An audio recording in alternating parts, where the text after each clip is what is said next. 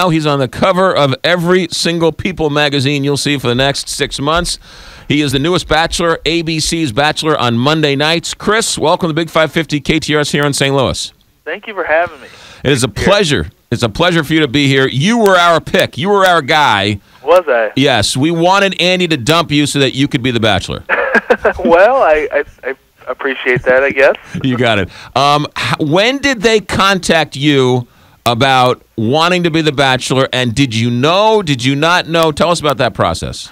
Honestly, shortly after I was dumped by Andy, they kind of floated the idea to me, and at that point I was not even really, in the state of mind of even wanting to consider doing this. And then later on, they approached me later that summer and made the official offer, or approach, or whatever you want to call it, and so yeah, I had some time to think about it, and it was not an easy decision. It wasn't something I just was like, yeah, it's a no-brainer. Right. Well, it was a tough decision. You missed harvest season, and as a farmer, that's kind of a big deal. It's extremely big. It's an extremely big deal, especially for me. I mean, people are always asking me, "Are you a real farmer? Do you really do? Do you sit in an office?" No, I don't. When it comes to harvest, I am out there. I'm working 15-hour days, killing it for 2-3 months. Basically, the beginning of the taping to the end of the taping was like the prime harvest season. So I missed my first harvest that I've ever missed in my entire life because of the show, which was a huge decision, and it put a lot of stress and a lot of.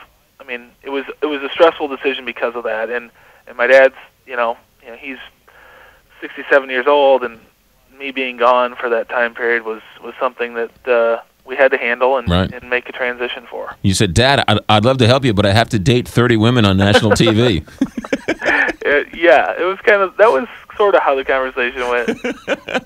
Certainly understand why your dad was left holding the bag while you had to go and do the difficult duty. All right, so 3-hour debut on Monday night. It's going to be on Monday nights. My first question is, why did you keep the drunk girl? Well, I got to meet her when she wasn't the drunk girl, and I got to talk to her and get to know her, and she is a great girl, and she's a lot of fun. We had some great chemistry, and seeing her drunk at the rose ceremony, obviously I stopped the rose ceremony to kind of be like, whoa, wait a minute, what should I do? Because I was planning to give her a rose, and I saw her in the state that she was in, and stopped and talked to Chris Harrison a little bit about it, and I realized that it's a long night, it's stressful. She's gone through a lot of stuff. I mean, that rose ceremony, or the beginning of the cocktail party to the end of the rose ceremony, lasted from probably 7 at night till 8 in the morning. Right. So that alone is a crazy deal. And being there for the first time, I've been through that. I know how stressful it is, and everybody's been drinking. I mean, don't get me wrong. Right. Everybody there has had a few cocktails. She had a few too many. So I gave her a second chance, and willing to see how it goes.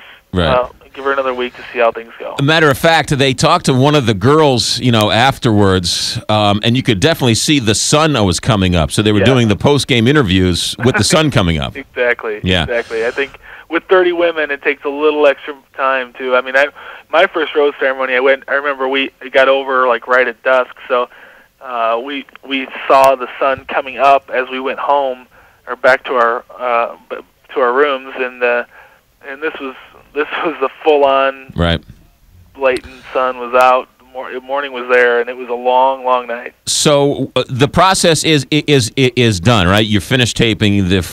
All of that's done. That's now going to be revealed throughout the next couple of weeks and months. Yes.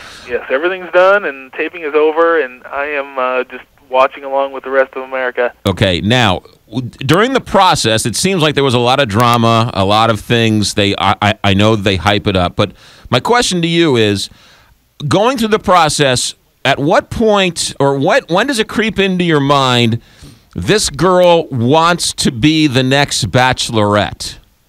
It happens. And as soon as you find that out, you promptly say that they aren't getting a rose. Okay. But it does happen, and it happened during the season. Right. And it takes some time to figure that out.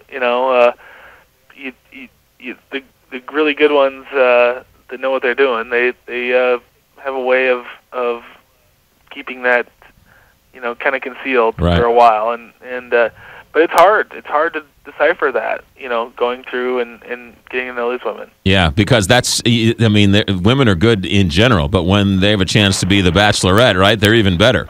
Yeah, exactly. And there's definitely motivations that are involved in this that aren't necessarily for me, and that was a concern going into this. Yeah. And that's the last thing I want to be involved in from a relationship standpoint, and trying to learn that as quick as possible was my goal. They say when people make fun of me for watching this, I'm a Bachelor fan, super fan. I've watched it. Well, I've boycotted a couple seasons because I didn't like Juan Pablo because I thought he was there for the wrong reasons. But they say to me, it's all rigged, it's all fake, it's not real. That it couldn't be further from the truth. I mean, it's I wouldn't have done it if that was the truth. I mean, I went through The Bachelorette with Andy, and I fell in love. And there's no question. I'm a grown man, and I'm willing to admit it. She's a great girl, and it's magnified. They magnify once they air the show that they take 2 months of real life stuff, like intense real life stuff, and bottle it into whatever it is, 12 hours of airing or whatever. So it's like there's a lot that's compacted because they have to do it that way and make it into a show. But the feelings are real, the emotions are real, and there's 6 successful couples from the show that have worked out. So